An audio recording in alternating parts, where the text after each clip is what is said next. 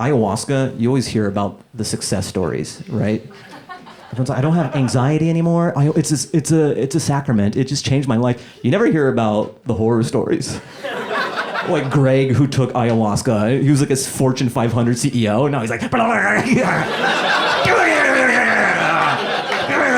he's just like on South La Brea. Like he took ayahuasca once too, but that's not in the Yelp review. Like it's 100% success rate with ayahuasca. There's not one guy whose fucking brain broke. He just ran off into the Amazonian jungle. I thought a portal opened up. Yeah, he used to work for North Face and then he just fucking lost his mind. He was on an upward trajectory too. I guess the ayahuasca just fucking ruined his life. But it's cool, you feel better in crowds now yeah, your life might be destroyed or you'll feel 10% better at parties. Like, why risk it? You guys familiar with Bang Bus? It's like this van that drives around. There's like porn stars in there. And they'll just pull up to a random guy in the street like, yo, you want to fuck these chicks? And the guy's just holding groceries and he puts them down. He's like, yeah. And he gets in the van and he just fucks these porn stars. The reverse of that would never work if it was like female bang buzz. Like, even if it was Brad Pitt, like, hey lady, you want to bang Brad Pitt? She'd be like, nah, I'm good. This is just kind of weird. I'm a big fan of your work, Mr. Pitt, but this is very strange. I don't want to fuck you. And he's like, it's quite all right. It's quite all right. He was doing an impression of Matthew McConaughey that day.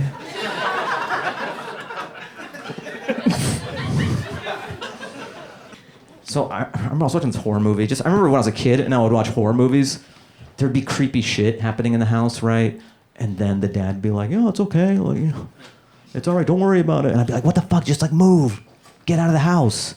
But now that I'm older and I've bought a house, like I get what the dad is doing. Like, have you ever bought a house? You're like, that's the move. That's what you got to do. So much of your money is tied up in the house. Well, he has to make it work for his family. So that's why he's like, you know, just it flickers. Use a candle, guys. Just use it. If there's blood on the wall, we have a rag. Wipe the blood. It says murder. Wipe it off. Okay, we have rags. Wring it out. We'll make it work, okay? He's like, Dad, you were speaking in tongues. No, I took Rosetta Stone, okay? Just we're staying in the house. Your mother and I might be going to Central Europe. I'm just taking Rosetta Stone, and sometimes I talk like that. Also, if you're the ghost and you don't want people to be in your house, it's your fuck up. You're kind of lazy. The time to haunt was during the open house. You didn't want anyone to be there, right? The real estate agent was like, you know, it's a good school system. This is the walk-in closet. Like, oh, yeah. Just bones breaking. And the wife's like, we're going to look at some other properties. Yeah, you're just a lazy ghost. Did your alarm not go off? Like, oh, fuck, I was supposed to haunt today. Oh, shit. Now I got to get this family out of here. Fuck.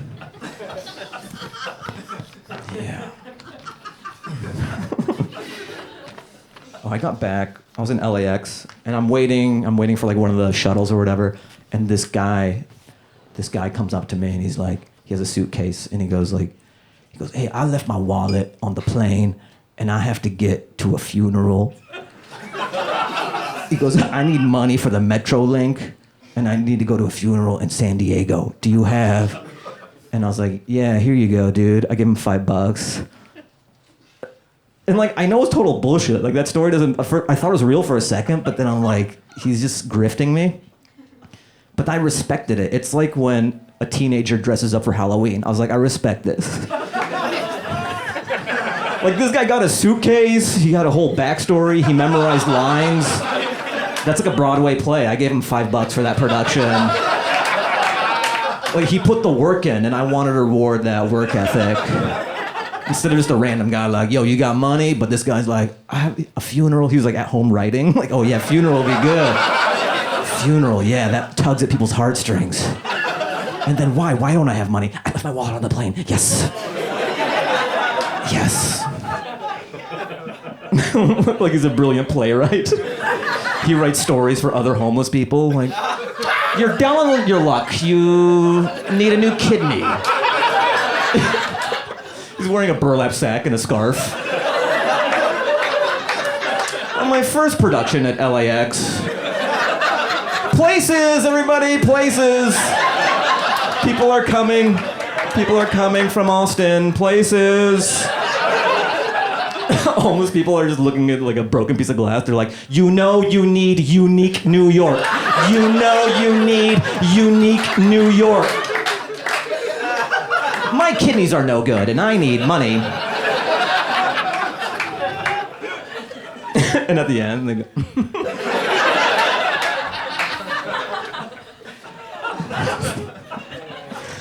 I gotta respect it. Yeah, I was in New York for a little bit. There's too much happening in New York. Everyone is on top of each other. Like, you'll be looking over here and there's a guy jerking off. And then over here there's a guy on a unicycle. And then over here there's a woman being attacked by birds. It's like, New York is like if TikTok were a city. Just everywhere you look, there's a new thing. You ever see those soldier comes home videos for the dog? Those are my favorite. That's my favorite genre video because like the dog gets so excited. And it can do everything but hug, you know? So it's just... Like it kills me. I'm like, give him some arms, God, please. Just for 10 seconds, let him... It's painful. Imagine you haven't seen your mom for 5 years and then you're like, Mom, and you have no arms. You're like, oh, you know how I feel about you. Just trust. Trust that the rubbing means I miss you. Sometimes they'll say someone is sentenced to death. I think it's kind of dumb because we're all gonna die one day. So you're not really saying anything. It should be sentenced to death earlier. Right? That's a good mod. That's a good mod. And if I'm elected, I will change it. Sentenced to death earlier. We think that's a punishment, but we don't know what's on the other side. What if when you die, it's fucking dope, and we just sentence them to Diamond Club status? Like, we gotta wait, and they just got a first pass ticket, like, joke's on you, man. It's dope, it's like Coachella out here. Remember when they killed Epstein in front of us? Normally they do a better job about hiding the lie. But this time they were just like, yeah, we killed him. What are you gonna do? Yeah, fuck you. What are you gonna do about it, bitch? It's like the stop hitting yourself from the government. Yeah, we killed him. What are you gonna do? You're like, oh, it's wrong. Okay, so? So? We did it. What are you gonna do? I think after they did it, they thought they were gonna get a lot more pushback from society, like rioting and shit. And then we all just stayed on Instagram and TikTok.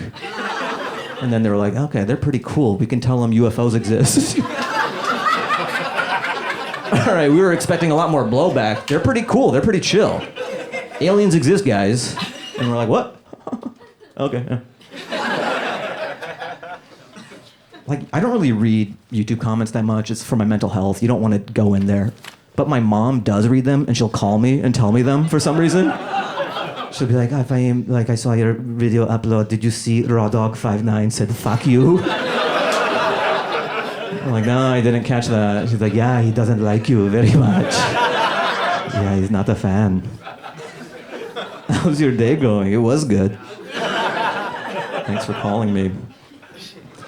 Sometimes I will catch like maybe like a troll comment or something, and part of me is curious. Like, I'll click on their profile on YouTube just to I want to know more about this person.